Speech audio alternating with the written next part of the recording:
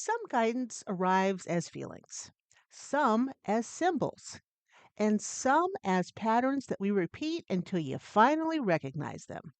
Astrology and numerology, well, they're really not about prediction, they're about recognition. They show you timing instead of outcome, cycles instead of certainty, and momentum instead of force. When you learn to read the codes of the cosmos, you stop asking, "What am I doing wrong?" and start asking, "Well, what season am I in?" That shift alone changes everything. Today's Mystical Minds explores astrology and numerology as divinary systems, not to tell you what will happen, but to help you understand where you are, what is active, and how to move wisely. And hi, everyone. I'd like to welcome you to the Mystical Minds podcast. I'm your host, Allie Thies. I'm the creator of Out of Body Ecstasy, the anytime, anywhere orgasmic experience. With over 40 years, I'm also a psychic and energy worker, a soul connection specialist. And over the years, I've written 8 books, with book 9, Soulful Connections, scheduled to be released in 26. I've been walking the mystical path since childhood, and now I help others reconnect with their true selves through intuitive readings, soul work, and the safe, sacred space of the Mystical Minds community. This podcast is your invitation to explore the magical, metaphysical, and the wildly mysterious side of life. From energy healing to spirit guides, soulmates to sacred rituals, nothing is off limits here. So grab your tea, light a candle, and let's dive into the mystery together.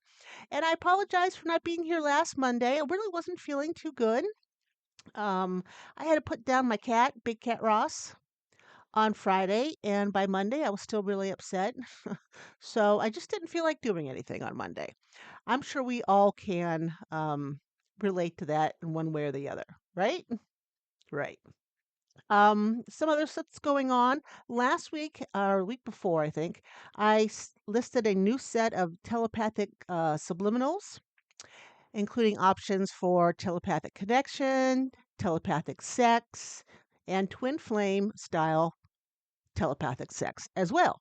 Now, I have to write these as intimacy as opposed to sex because, well, the payment systems get really iffy if I put sex. They don't like that. I'm also releasing this week new dream and astral focused audios, subliminal audios. They're created to support lucid awareness. There's for dream and astral recall, to have dream sex, to have astral sex, for astral separation, for astral travel. These are all subliminals or non physical states of consciousness. These guys help you do what you want to do.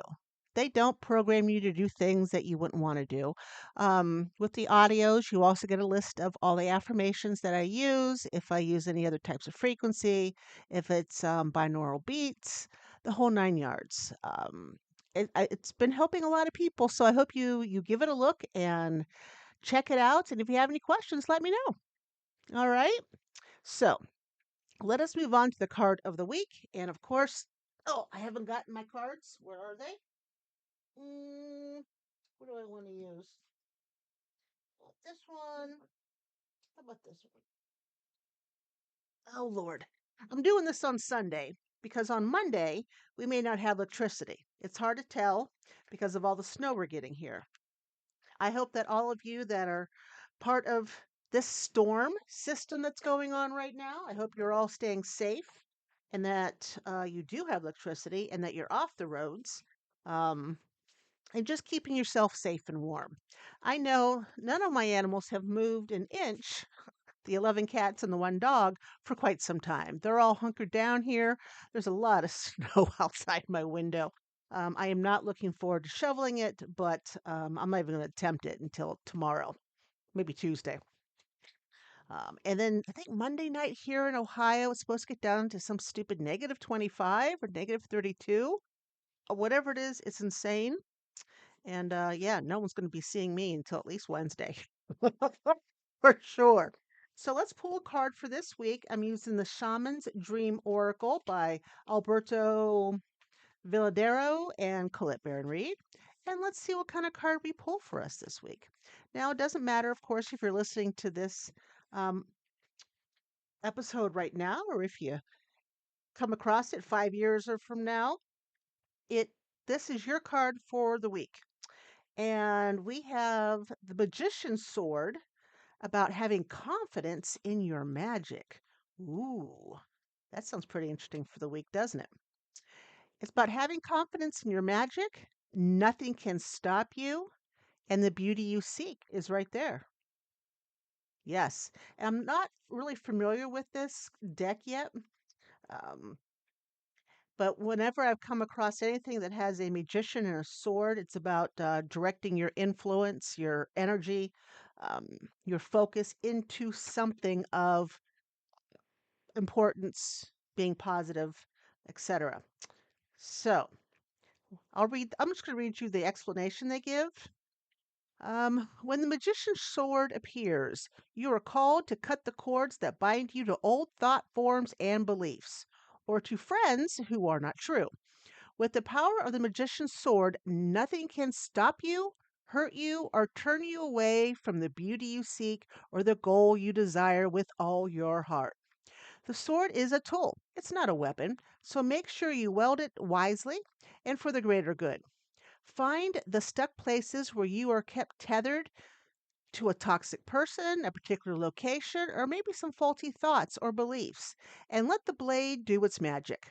You have a large endowment of magic available to you when you believe in miracles. But don't look to the heavens to grant you a wish. Look within. Use the magician's sword to cut through limiting beliefs, and remember that all beliefs are limiting, and focus your intention in order to create what you wish. You have all the tools you need for the task at hand. You only need to muster the wherewithal to deploy the resources you have. When the magician's sword appears, it is time to get moving. This is not a tool for completion, for gazing at the finely polished edge. It is an instrument calling for the decisive action. And remember, the sword is alive with a wisdom you can summon to help you find the best course of action. Don't hesitate, act. All right. So, sword, magician, focus, full steam ahead. Yep. It's the same with this deck too. They just put more stuff in it. Um, it is time to get going, people. Don't let things hold you back this week. You go full steam ahead. You remove, delete those past beliefs that kept you down, that kept you situated, and just reach for the stars and believe in miracles. 'Cause miracles can really happen. I know it doesn't look like it nowadays with all the crap that's going on in the world, but there are miracles. And something positive is going to be happening this week. All right. So let's move forward to the mystical item of the week. And this is something that you guys will have to go get on your own. It's either a personal astrology chart or maybe numerology. It's your personal cosmic code. Okay. This could be your birth chart, your sun, moon, or rising sun, your life path number, your personal year number, or a number that consistently repeats for you. Okay. Astrology and numerology always begin with self location. Before you can read the skies, before you can interpret cycles, you must know where you are standing within them. Okay? Divination without self location becomes abstract. Divination with self location becomes practical. It's like for myself. My sun sign is a Taurus. My rising sign is Libra. My moon sign is Aquarius. My life path number is a 3. And my personal year this year, what is my personal year this year? Overall, this is a one personal year. And of course, this is in next month in February, this is going to be the horse, the fire horse year in Chinese astrology, which it's about everything's about starting new, right? That's what it feels like. What is my personal year? I got to figure this out. All right, because that's all. That's what you guys want to do is listen to me do this. And we are in 2026, which is a 1 year. I am in an 8 year. Oh, excelente. An 8 year is good stuff. That's making money, pushing forward, using this magician's sword to really kick some ass in 26. Yes. And that's what I plan on doing. Oh, yes, I do. So let's go forward. Let's talk about astrology as timing and not fate. Okay. Astrology is often reduced to personality traits or future prediction. I personally believe it's a misunderstanding. Astrology, I feel, is a timing system. It reveals energetic seasons, periods of expansion and contraction, moments when action is supported, moments when integration is required. And astrology can answer questions like, why does this feel harder for me right now? Or why does the same theme keep returning? And why does pushing suddenly stop working? There's nothing wrong during these difficult transits. They indicate pressure for growth, not punishment. When you use astrology as prophecy, you stop fighting cycles and start cooperating with them. Your birth chart is not a verdict on who you are, it's a map of how energy moves through you. It shows you how you process information, how you respond to stress, where you seek meaning, and what type of lessons repeat. Prophecy in astrology does not come from single placements. It comes from patterns across the chart. If themes around responsibility, communication, intimacy, or transformation keep appearing, those are areas of repeated growth, not failure. The chart does not tell you what will happen, it tells you where growth will ask for attention over time. Now, numerology. Numerology works different than astrology. Astrology shows energetic weather, numerology shows where you are in the story. The numbers can reveal beginnings, development, testing, consolidation, and maybe completion. Your life path number reflects the overarching lesson of your lifetime. And since mine is a 3, which is being creative and social, it's also having too many irons in the fire. And if that doesn't explain me, I don't know what else does.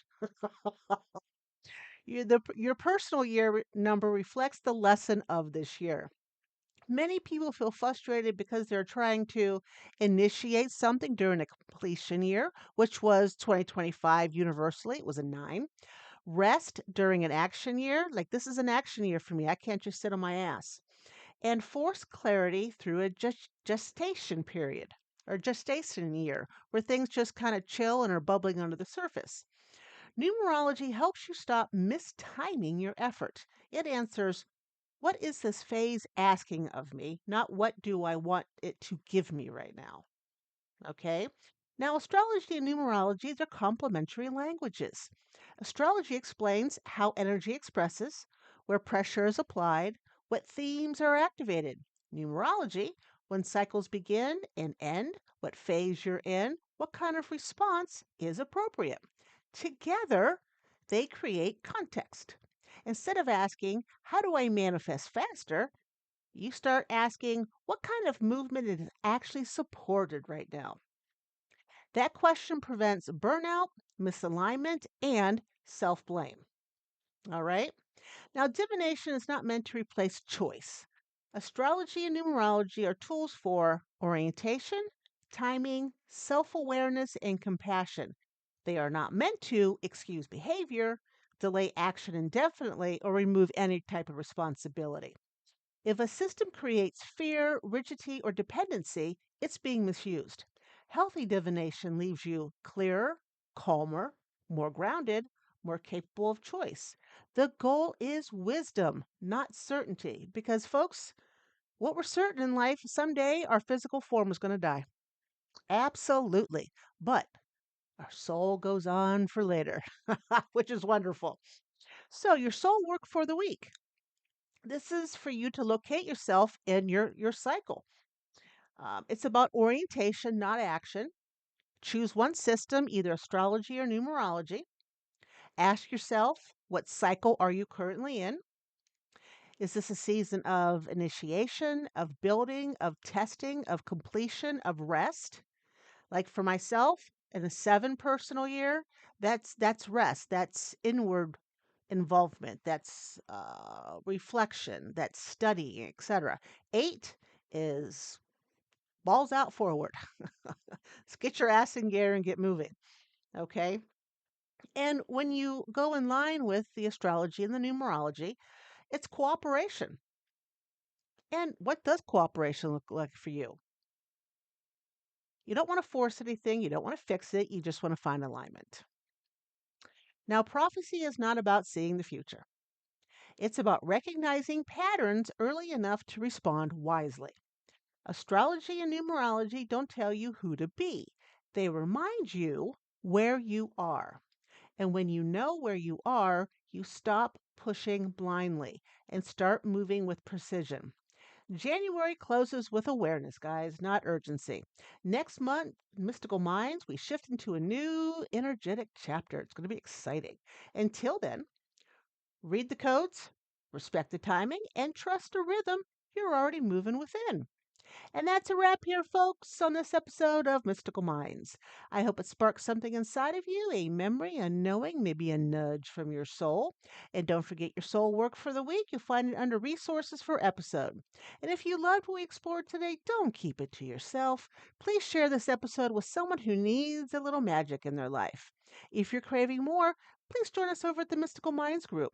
It's a safe, sacred space to grow your gifts, to explore for expansion, to work on energy work, soul connections, intuition, spirit guides, and more. All right.